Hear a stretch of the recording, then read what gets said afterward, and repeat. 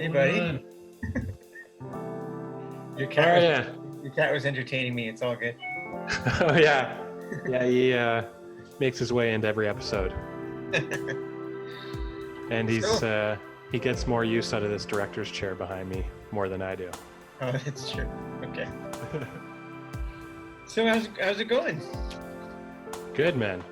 Things are pretty good considering I'm working, making money. Work is hell, but it's just because everything's so crazy, you know. So it's just all the stuff on top. But other than that, things are pretty good. Where are you now? Are you in Sault Ste. Marie? Are you in Sudbury or down south? I'm in TO, You're in and TO. yeah. So what happened? I was doing my northern thing there while living in TO, and then I just quit the first show I ever quit.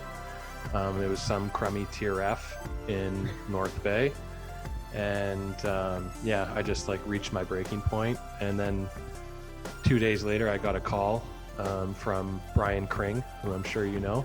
Yeah. And he was like, "What are you doing?" And I told him, and he said, "Well, do you want to come help me out?" And I said, "Yeah." And then I've been with Sinking Ship for like 4 years. Oh, nice. Yeah, JJ and those guys are great, man. It's a good crew. Yeah. I really like working for JJ. Yeah. Years ago, I did the pilot for Anne's Droids. Okay. Yeah. Yeah, they've got the posters. Yeah, they've really come a long way. Long way. Oh yeah. Yeah, for sure. Pete, what's going on with you, man? What's new with you? What's new with me? Well, I mean, currently I'm in a hotel room. I was gonna say, yeah, it looks like it. So I have a couple. I'm down in Toronto right now. I have a couple of meetings, and my kid came with me, and she's meeting up with her friends. I haven't even seen her since we got here. So, but she's doing her thing, and yeah. So we got a couple of projects coming up. It's a matter of who's at first out of the gate. It's one of those things, right? Like you're penciled in for a couple of them, but until they open the office, it's sort of a crapshoot. But other than that, I mean, you might have seen about or you did see actually about the small studio that I opened up in Sudbury. So nothing like opening up a new business during a pandemic. So, but that's not too bad. It's we got our first client booked for October, so it'll I think as things progress and the word gets out, we'll be a lot busier. Like I said, currently the client that I'm doing right now, the client that's in there right now or coming in is doing 2 movies back to back. So that brings us till next March, April. So that's not too bad. Yeah, and so these jobs that you're interviewing for down south, these are production designer gigs. Yes. Yeah, I only production design now. I gave up art direction about a year ago. Yeah. Gotcha, because I was looking at your IMDb, and you've had a really cool career. We've done a lot of stuff together, actually, Yeah. a lot of the same stuff. Yeah. But I saw because I know you've bounced back and forth between the North and Toronto. And from some of your more recent stuff, there was some very cool stuff on there. Like I think Shane's, not that I thought it was a great movie, but the Predator remake or whatever. Yeah. I mean, it looked great. I think, and I really like that director. I like Shane Black for Nice Guys and the stuff he did before, obviously. Yeah. I didn't know this movie was so great story-wise, and if the remake needs to really happen, and that girl, Olivia Munn, maybe, I'm not sure how really much I liked her in that. But that must have been a super sweet, obviously huge budget Hollywood movie in Toronto. Yeah, actually, that was shot in Vancouver. Oh, okay. I ended up going out west for about a little over a year. I went out there I was a supervising art director on Prison Break, and then ended up going right into Predator after that. But Yeah, no, the Predator it was a good. I mean, other than Shane Black's dog shitting in the art department all the time, it was good. That makes a ton of sense. Obviously, that big Hollywood movie just going a couple hours north to Vancouver. Right. And I see another one here though, and this was shot in Toronto. Maybe pieces of it were shot elsewhere, but I do know it was shot in Toronto. Polar, super Yes. sweet movie, super sweet movie, just so fun. Like one of the more recent, I would say. I'm guessing it was a comic book. What do you call it? Graphic novel. Yeah. Recreation or adaptation there. But super sweet. I love Mads Mikkelsen. Yeah. And just like a very artsy movie, probably fun to be a part of and get creative on. It was very stylized, very stylized. You could tell the director, came from a music video background, and that sort of thing. I was brought in to do certain sequences that come in art direct, certain sequences that they didn't get the first time around. So so that stuff with Johnny Knoxville at the beginning, and all those kind of scenes those kind of scenes we did up, and it was great. It was fun to work on. Really, really fun. I actually auditioned for the role that went to the little redhead guy with the beard. Oh, okay. Yeah. So they obviously went in a totally different direction. But yeah, when I saw it, I was like, wow, crazy. Because I actually thought I did a fairly good audition for it. Obviously had no idea. I could have done a lot better if I knew what the hell the movie was about. Right. After seeing it, I was like, whew, I thought I did a good audition, but I was probably way off. They needed a psycho. Do you go out for many auditions and that sort of thing? Not so much. There was a period of time where I think I went out for maybe 50 period of time, maybe there. Other than that, it's, 2, 3 a year. It's whenever I have time because it's more of a hobby thing. But I've definitely been to about maybe 75 or so total. I've got a good idea of the whole audition realm and world. And I've booked maybe about 4 gigs. Okay. Yeah. That's cool. The weird thing is that when I had that time off, I never booked any gigs. I just went out for 50 auditions. But it's when I don't have time, when I'm location managing something and I talk to them and I can get a week off or something like that. That's when I'm booking roles, is when I'm just going for 1 or 2 auditions a year. Yeah. Yeah. That's cool. That's really cool. I haven't auditioned for, that's not true. Years ago, when I was in my late 20s, I auditioned for a home improvement show to be one of their carpenters, right? On camera guys. But nothing came of that, I guess, or obviously. But other than doing it, I've done some cameos on shows that I've worked on here and there. Cass and Dylan with Jason Priestley directed that one. I'm the guy in the trucker hat and hospital gown outside of a Winnipeg hospital smoking with my IV in winter, right? So, stuff like that I don't mind doing. That's a great part to play though. Yeah, for sure. And I saw you mentioned that you played a construction worker, and I just rewatched I'm Yours. And I think I saw your name as construction on that. They brought me in. Yeah, they were having a hard time. And Avi asked me to come out and just to build a couple of sets for them. Very ultra low budget. I think I'm trying to remember what I built even for them. It was like a Greyhound bus bathroom set. And then it was a bunch of different parts, augmenting locations and things like that. I mean, really, I came in just fast and furious for about 2 weeks, and that was about it. Yeah, it was extremely low budget because, listen to this, I was their location manager, and I had only been a location PA once before. That was my experience. But I got thrown into the fire so much, and I was 23 or 24. It was a great opportunity. Yeah. got thrown into the fire, learned a ton. And Avi was actually one of my signees into the DGC, him and Chi Feng. So it was from that Okay. show alone Yeah. that I got in, interesting enough. But yeah, it was only like a 450 or 250 something $1,000 movie. Yeah, it was ultra low.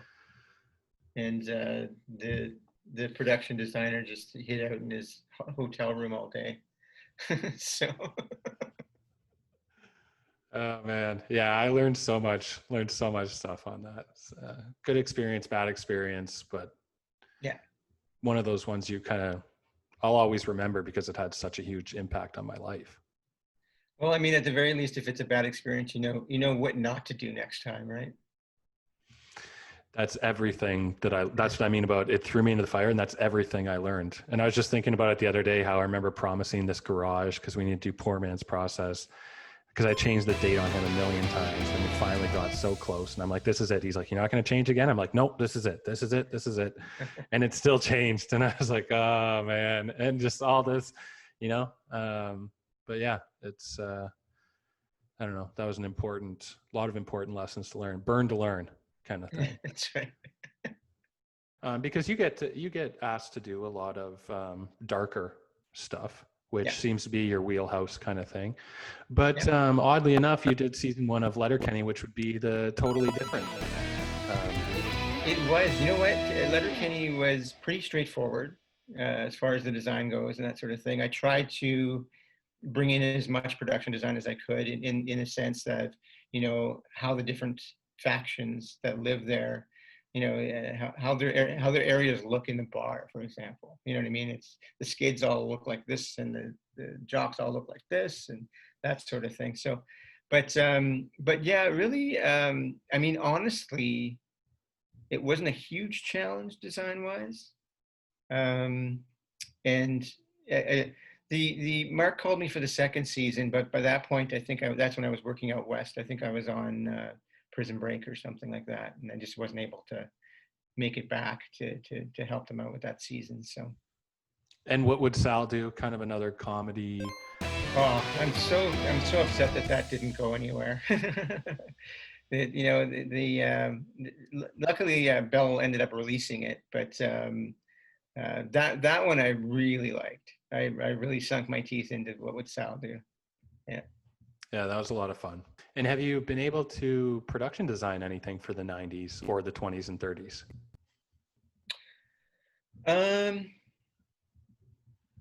Not really, not to the extent that I would like to.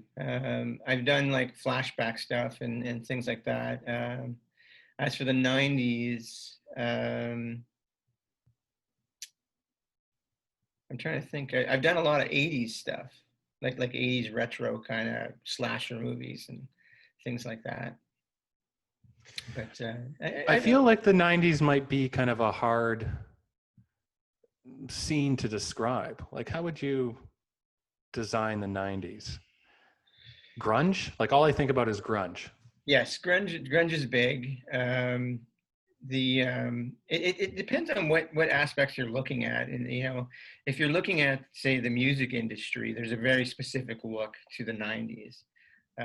You just look at Sonic Youth's posters and stuff like that. You get this kind of almost like they ripped pictures out of of a cockroach out of a magazine and put that up with the other thing, and it's just very haphazard and very very grungy, right? Like that's just a look. But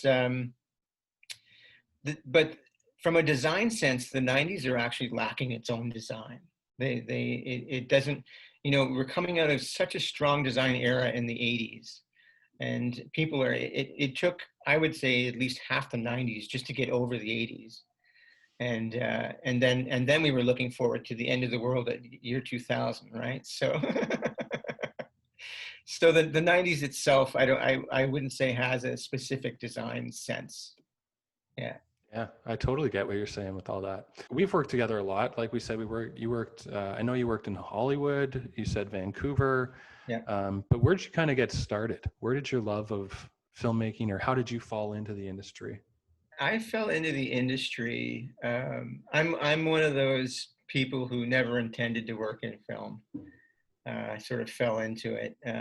Actually, you know what? I worked with a first AD years ago that said, for those of us that didn't go to film school, you sort of fall into it, and it's like stealing cars or making meth. Before you know it, you're in too deep, and you can't function in real society anymore. So, That's very true. but no, I'm a visual artist as well. So I paint and that, and I'm repped by a gallery out of Burbank, California. And I had years ago, I'd say around the early 2000s, I guess, or mid 2000s, I had an art opening, like an art show that opened the same night as at the Street Fangoria Weekend of Horrors was going on, like a horror convention. Mm-hmm. And the gallery owner marketed it to the people going there. So my show became the official or the unofficial stopover before all the after parties. So in a 3-hour period, we had like 1,500 people come through or something like that. It was crazy. And from that, I started getting inquiries because there was a lot of directors and producers, especially low budget guys, and started doing concept work. So, and just kind of went from there. Yeah, it started doing creature stuff, kill sequences, storyboarding, all that kind of stuff. And then it sort of grew from there as things progressed. What about special effects makeup? Did you dive into that at all? Okay, so I have a mentor. His name's Franco Carbone. He's Stallone's like go-to designer. And years ago, he told me when I was first getting into it, he told me to bounce around different departments and get to know them, to know what their technical requirements are and you know what they have to deal with. And one of the ones that I almost stayed in was visual effects makeup. I actually I apprenticed for a little while and then ended up keying this little movie called Zombie Summer School. and it was just nuts. Like I'm sure all sorts of like health laws were violated and everything else. We didn't have running water, you know, and all these kind of stuff. So just sending people home with their makeup on, you know, and stuff like that. It was crazy. It was crazy. I think after shooting for about 2 weeks, they had 11 usable minutes. So. Wow. Something like that. So, but yeah, so I've done a little bit of effects makeup and just if anything, I've over the years pitched in you know, for shows that I'm on if they're shorthanded. I'll you know, like a little bit zombie. I did a few of the key zombies that were in the foreground. I did those guys and that sort of thing. Yeah, I was going to say that's one thing that I've actually noticed about your career is you are kind of a jack of all trades within that art department. Like you've done art directing, you've done production designing, you've kind of flown in and just done some construction work. Like you kind of Yeah, I think I have everything there. I think I have one credit on the Shrine where I'm I'm graphics, but I'm also one of the carpenters in the same show. So.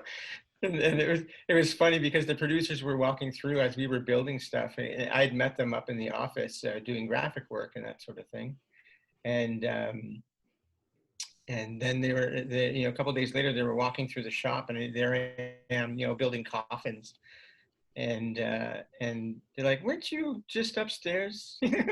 So it's one of those kind of things. But yeah, no, and that's what he told me is, you know, bounce around, learn everything, learn how everything works, and then ultimately it'll make you a better like production designer and art director. Yeah.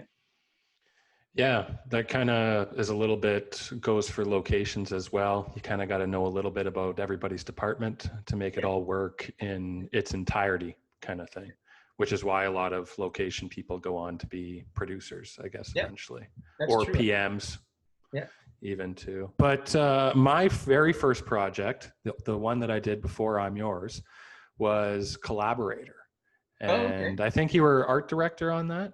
And what did I do on that? Was I art director or was I? No, I was a first assistant art director. So I was there doing graphics and set design. Yeah. Gotcha. That was an eye-opening experience for me. About how far were you into your film career at that point? I What year was that? That was think it was like 2009, roughly. 2009. That was towards the beginning of it actually, taking hold. I think it was about 2000. It was about 2007, 2008. I went full time into film. So really, that's towards the beginning of everything. Yeah. Gotcha. And then we seem to work on a lot of stuff in the north. I think Yeah. we were essentially, you were kind of the production designer of the north, and I was kind of like the LM of the north at one point. We were just working on everything together, it seemed. What was the boom of the north kind of, how was that experience for you? How did you see it growing and everything? Well, I mean, the northern work for me started around 2007. I actually, I was the first season I was art director, and then by second and third season I was production designer, and I had no idea what I was doing. And it was a French comedy called Météo Plus, and it's sort of like your experience where you're thrown in and you're thrown to the fire and you learn on the fly. And that's exactly what happened with that particular one. But so that was the beginning of everything starting. Then collaborator happened, and it just seemed that everything just started coming up. The NOHFC just not too long before that had just introduced its new programs. So that's, I think, one of the biggest pushes, the labor credits and tax credits. Yeah, we sort of, it's funny because Toronto had a really hard time in 2008, and they had a major recession here, and the industry just about stopped. And me up north, we just kept plugging through, like it just kept going, but everybody was trying to stretch that dollar, and I think that's what really helped us up there, yeah, in growing the industry. And you mentioned the NOHFC, and you mentioned your studio earlier. Were you able to take any advantage of any of grants or anything to get your studio up and running? Yeah, we applied to NHFC. It's currently with the board now, so it's in the last step. The NHFC wasn't meeting because of COVID, so now they're just starting to get up again, and they're all backlogged. So, and who knows? Like, I've already spent that money myself, and because I mean I couldn't wait that long for some of the stuff, but there are certain pieces that we're bringing in a psych wall and things like that into the studio, and that those kind of project specific things will be getting help from and hopefully getting help from NOHFC. Yeah, the good thing is it doesn't need to be just prep money. You could spend money and then get their help on upgrades or anything like that. You're going to need to spend some of your own money or whatever anyways, whether it's a film or whatever the business project is. Yeah. So, and I guess it kind of works the same way with Kickstarter or whatever. You can make it a prep project of like, oh, we need the money to make this, or you can go ahead and shoot it and then request for some help to like fix it up or finish it or whatever, have a proof of concept essentially to say like, so it's not just a pipe dream, you got this proof of concept to say, hey, no, we did this and now we, could use some upgrades or something. Yeah. Yeah, exactly. Or grow it. Yeah, exactly. Yeah. What was your career journey like? Like there must've been a time where you were non-union. Oh yeah. Or, and then how did you get into the DGC? I was just trying to think now when I joined the DGC. I was a few years in the non-union world before getting into the DGC. And when I did, or I really didn't know much about the DGC. And, in fact, a lot of the producers, on the lower budget stuff I was working on, sort of made them sound like an enemy of sorts, somebody you didn't want to associate with, right? But I worked under a production designer named Oleg Savinsky, and Oleg, once he saw the set design and everything that I was doing and the work that I was doing, he sort of gave me crap and said, what are you doing? You should be in the DGC. And I had recently worked for Peter Costco as well again. And he was saying the same sort of thing. So they ultimately ended up both being my sponsors in. And then I just didn't look back. That's wicked. I think I worked with both those guys. Peter Costco I really liked, and then Oleg I think was on Stage Fright. Okay. And we might have to get back to, that studio just sold. Wendy just sold that studio. I don't know if the person who bought it is still using it as a film studio or it's just going to be kaput now. I didn't know that. Yeah, that just happened. But one thing, I was pretty much the go-to location guy in the Sioux until I joined the DGC. And then once I joined, I couldn't get a job. And then ultimately I had to just move to Toronto because I was like, they're only hiring non-union people on the cheap. And obviously that's what those producers kind of wanted to make the DGC sound like an enemy to an extent because it benefited them to have someone talented for a cheaper rate or whatever, working longer hours, giving more of themselves. Right. Yeah. No, it's true. I mean, you talked about the collaborator. That one I ended up doing the LA portion as well. But later I found out that, nobody knew we were there. We were paid out of Ontario and nobody knew that we came down to work. And I remember being at one of the because I basically was doing props at that point on that show. And I was picking up stuff at a prop shop and there was two guys just complaining about losing work to Canada. And here I am on their tour. And wow. So I'm sort of like, that's the worst, isn't it? Trying to put in like American accents in there. I thought you might have to like karate chop your way out of there.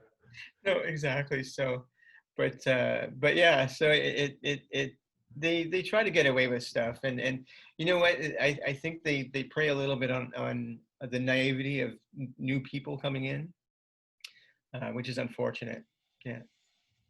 Yeah, I mean, it's unfortunate, but in a way that kind of put hair on my chest. It taught me a lot, like everyone was taking advantage of me. Like I remember wardrobe people, everyone was just asking me to get their boxes, their bags from trucks. And like, you know what I mean? Like things well beyond and I was just like, yeah, okay, sure. Yeah, whatever you need. Cause it was my first show and you don't want to disappoint. And you think these things are possibly part of your job because people who are superior to you are asking you to do it. So but one super sweet thing I remember about that movie is just David Morse, just getting to work with him and seeing his process for things. And that was amazing and when I rewatched that movie, not a great movie in its entirety. I have a ton of respect for Martin Donovan. He's a great actor and been in so much great stuff, even recent stuff like Inherent Vice. He has a small role. And he was in Insomnia, Christopher Nolan with Al Pacino and Robin Williams. Like, imagine that. And so, but yeah, seeing David Morse's, that's a very cool thing that we get in the industry is working with a lot of these. There's so many talented people in front of and behind the camera kind of thing. But it's very cool to see some of these great actors, supporting actors or whatever, who come and do these parts. Well, he was allergic to everything. Really? Because I mean, in props you deal with food and stuff like that, and he was popping a lot of pills in the show, right? So I couldn't do our normal lactose pills and things like that because he was lactose intolerant. So I went to like a sugar pill, but he was allergic to sugar, and then I went to a cane sugar pill he could have cane sugar. And so I put cane sugar in a capsule, like with the two pieces that come together. But he was allergic to the capsule. So, Oh my so God.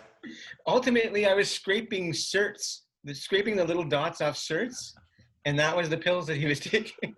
Wow. Like, it was crazy. It was really crazy. Yeah. Talk about movie magic. So tell me about, is it Black Rectangle Brand Studio? Yeah, BRB Studio. Black Rectangle brand is my corporation. I've had for years and that sort of thing. But so when I was starting the studio, I was trying to figure out a name, and BRB is nice and easy to remember. People think it's Be Right Back. Um, so we went with that. But the studio itself, I saw. If you would have told me a year ago I was doing this, I'd call you crazy. Yeah, totally. But what happened was we were down in Toronto area, and we were looking to move back to Sudbury, and this would be the end of last year. So we were looking at houses and that sort of thing, and this 10,000 square foot building kept coming up, and I joked about making it a studio or something, and me and my wife laughed about it, and then didn't think anything of it. And then by March, it was still available, and it was a reasonable price. And so I started seriously talking about it. The funny thing is, we committed to it right when COVID hit, like big time. Everything shut down when we closed the deal. But yeah, the way I saw it was. It's sort of like a pie in the sky type studio, or Astrolab, or any of those boutique studios, like the smaller, because the main studio is about 3,200 square feet, so it's like 48 by 64, I think. And so they're smaller size. Now, that being said, our location has a bunch of offices as well. We have currently, I can accommodate about 20 people. When we finish the second phase, I'll be able to accommodate up to 40 people. So, yeah. Well, like you said, maybe it doesn't seem like a great idea to get the studio when things were going down, but in a sense, it kind of gives you this massive project to undertake with all the time off to actually get things done, and in a sense, get ahead, because you can't really be working on anything else. So. It did. It gave me a lot of time to design it. It gave me a lot of time, once we could start building, we did. Literally the day that construction could start up again, we were up and building there. So yeah, it gave us the time to get that first phase at least together. Yeah. And so you landed back in Sudbury, and the studio's in Coniston? It's in Coniston, yeah. Just outside Sweet. of Sudbury. Yeah, Coniston. I love Sudbury in the sense it's got these little pocket towns around it, and Coniston was always kind of one of my favorites to scout. It always had an interesting look. I shot one of my short films at the bar there, the General or the Colonial. Yeah, great Yeah. place. Love the lighting in there and everything. And the owner, she was super nice. She came in on like a day off and just totally helped us out, because it was just like a 5 or 6 person like road show kind of thing for fun, and just had a ton of fun in there. And she was really nice. And other than that, we used it for Lopes. We did a big sci-fi show on Lopes property there. So, but I'm trying to think what building it is that's yours. I can't picture it there. Yeah, it's on Caruso Street. It's really odd. It's right in the middle of a bunch of residential. Like you're driving up the street, all of a sudden there's this huge building, and then it's houses again afterwards, right? And this production that you said that's coming in for a couple of months, is it like a large scale production, medium, indie? No, it's not indie. Believe it's tier. It is the DGC production, and I believe it's a tier D. That's good. Yeah, both of them. They're doing 2 back to back, basically one before Christmas and one after Christmas break. It's good to be a studio owner and you have so much knowledge of the industry kind of thing. Like it's kind of a thing that I've even thought about wanting to be a part of in a sense, or helping someone out or whatever. Yep. Because we know so much about the industry, and it also benefits us in our work to Yep. get any of our own personal stuff done on the side. Yep. And then it's just, you have this wide network of contacts and stuff. Like to me, your studio is going to have no shortage of people coming and going, and especially with the influx of shows still going north.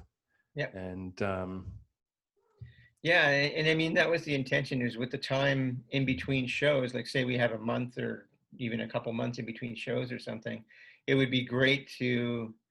I'm trying to form a Sudbury like film group, basically, for anybody who's interested in that. And like for example, I'm talking to the Writers Guild in the Sudbury Writers Guild in about a month. They've invited me to come and talk, and so everything from the writing point up to finishing, it'd be great just to have some of these projects ready. So the minute we have that sort of time, we have the studio space and we have the equipment contacts. Let's just do it, and have people write to what we can do. And I'm seeming to be getting a really good so far, a good positive feedback on that. and for the studio, do you have someone kind of managing it in your absence? Because I kind of thought maybe you would be possibly working on some of these projects, that would be a draw as well, that you're working on some of these projects that come in. I do have somebody that's going to take, yeah, because I thought of that exact thing. In fact, these two productions that are coming in, I'm designing both of them. So it's the exact situation. And so yeah, so I do have somebody that I'll be hiring as sort of a studio manager. And then it's funny, my son works there as well, and he just basically cleans toilets and all that kind of stuff. Hey, you can learn so much about the industry by just hanging around, you know? Yeah, it's true. But I see here it's pretty good sized building, 12,000 square feet. Yeah. A former Italian club, so obviously tons of rooms and like Yep. everything that you need in there. And I saw some photos online. It's looking good. And I saw some photos, I think, from the start and its development and everything, and you really turned it into something there. Yeah, it's getting there. It's like I said, we got one more phase, and then that phase will introduce a second studio space, and as well as more office space. You said you're interviewing for some projects here in Toronto as well. Yeah, these are bigger ones that are coming up beginning of next year. Ever since I almost did Greenland, I'll say, this movie a couple years ago, it was a tier A, $40 million feature film. It was going really great in prep, and we got about halfway through prep and it went down. And it ended up getting made, but they moved it to Atlanta, and different lead, different director, everything was different. So it just how the cookie crumbled in that case. But I felt kind of pissed, because that was my big break to get into tier A multi-million-dollar films, right? I mean, if anything good came out of it, me and Neil Blomkamp are good friends now. So well, Pete, we got, I'm installing a new little section of this show called The Gauntlet. Oh, God. So, The Gauntlet is just, just a series of questions here. And starting off fairly simple here. Pete, what do you think your spirit animal would be? My spirit animal would be a crow, or a raven, actually. They've always featured prominent in my life, and I've had, it's basically one of those things where they seem to be always there, and in moments of deep sorrow, in moments of elation, I'd walk out of a building and bam, raven right there, and he'd be cackling at me and everything else. And then I actually have the double raven there on the arm, with the Victorian gentleman with one eye, But, yeah, well, he actually kind of represents me in the sense that because I'm blind in my right eye. I don't know if you knew Gotcha. that. Just in the last few years, and so that's where that comes from, in that. Um, but yeah, coming back to the question, I would say a raven would be the one. Favorite drink, alcoholic or non? Well, I don't drink alcohol these days. So my favorite drink otherwise would probably be something simple like coffee. That's about it. Coffee's great. Drinking a coffee right now out of my DGC mug, actually. Nice. This is the best, one of the best, most durable things I ever got. I don't know if you have one, if they've gifted you one time, but it's great. I was on the board when they made the decision to go with those, so I voted for them. Thank you. Probably take a stab in the dark here, but favorite holiday? Halloween. Halloween. Okay. Yeah, it's also my birthday. And really? Yeah. Interesting. Holy cow. Okay. So you're all in. Favorite decade? Favorite decade? That's a good question. The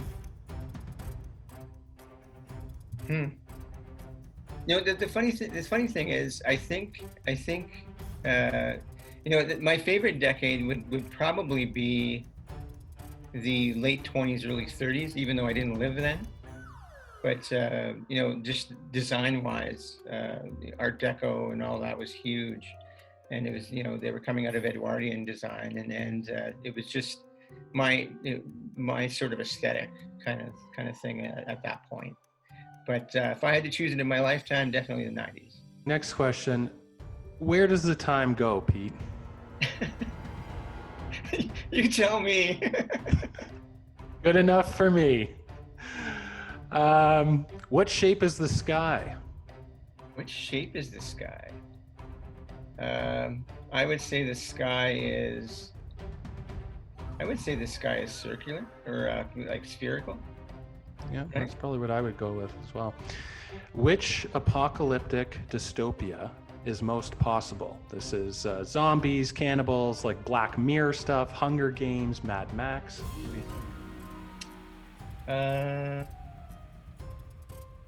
Most plausible would probably be something like, it depends on if you're looking at the States.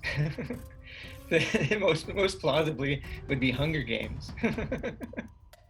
I would say. If you're looking at just the general fall of society, I'd love to see Mad Max happen. Just for the fashion alone, right? but whether people would go to those extents, the funny thing is, you say that, but Mad Max actually takes place in 2021, so we're not that far away. Why are we here, Pete? Why are we here? That's a good question too. I'm pretty sure people have been asking that question for a while. I would say we're here to create. Be it biologically, be it artistically, we're here to create and leave our mark that way. What does the world need most? The world needs, I'd love to say that the world needs more art or culture, but I would say compassion. That would be, in a simple answer, that would be what I would go with. Excellent, man. Well, Peter Mihaichuk, thanks so much for being here, man. Stick around just after I sign off here and we'll just have a quick chat. But thank you for being here, man. Production designer and head of studio in Sudbury, Coniston, Black Rectangle Brand Studio, BRB Studio. And thanks for being here, Pete. It was great catching up and chatting with you, man. Yeah, man. Thanks for having me. Okay, everybody. Take care. Thanks very much. And we'll see you next time.